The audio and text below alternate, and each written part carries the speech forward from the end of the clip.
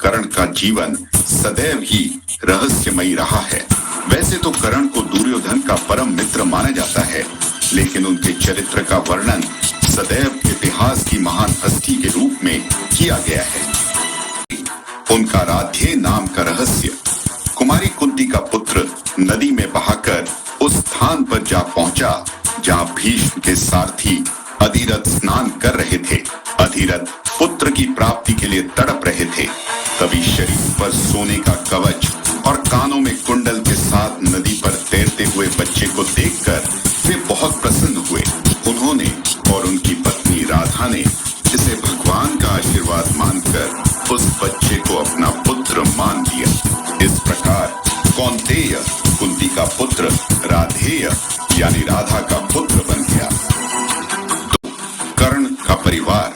हालांकि कर्ण के विवाह का विस्तृत वर्णन महाभारत में नहीं मिलता, पर अनेकों लोक कथाओं में उनकी दो पत्नियों का जिक्र मिलता है, जिसमें से पहली पत्नी का नाम वृषाली और दूसरी का सुप्रिया माना जाता है।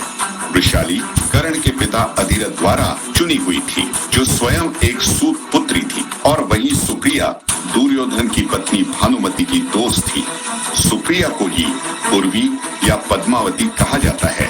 अपनी दोनों पत्नियों से कर्ण को 9 पुत्र प्राप्त हुए थे, जिनमें से 8 पुत्र कुरुक्षेत्र के युद्ध में पांडवों के हाथों मारे गए। उनमें से केवल वृषकेतु था जो युद्ध में बच गया और बाद में वह अर्जुन का प्रिय बना।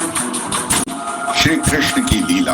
कृष्ण ने एक बूढ़े ब्राह्मण का रूप धारण कर कर्ण से दान में उनके सारे जीवन में कमाया हुआ पुण्य मांगा। कर्ण ने तुरंत उस ब्राह्मण को मांगा हुआ दान दे दिया। कर्ण का यह निस्वार्थ कार्य देख श्री कृष्ण ने कर्ण को अपने विश्व रूप का दर्शन दिया। कर्ण ने दिया था माता को दान। कर्ण ने अपनी माता कुंती को भी अभय दान दिया था, जिसमें उन्होंने कुंती को दान स्वरूप ये वचन दिया था कि वे हमेशा 5 पुत्रों की माता रहेंगी।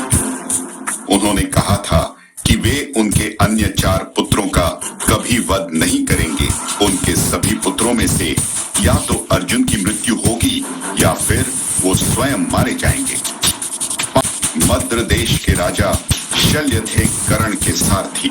वास्तव में राजा शल्य नकुल और सहदेव के मामाश्री थे और वो पहले से ही कौरवों के विरोधी थे, पर कौरवों के छल के चलते उन्हें उनका साथ देना पड़ा। वो कर्ण से घृणा करते थे और उन्हें सूत पुत्र कहकर अपमानित करते थे।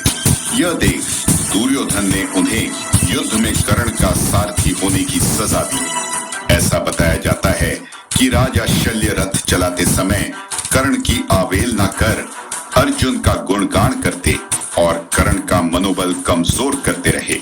इससे तंग आकर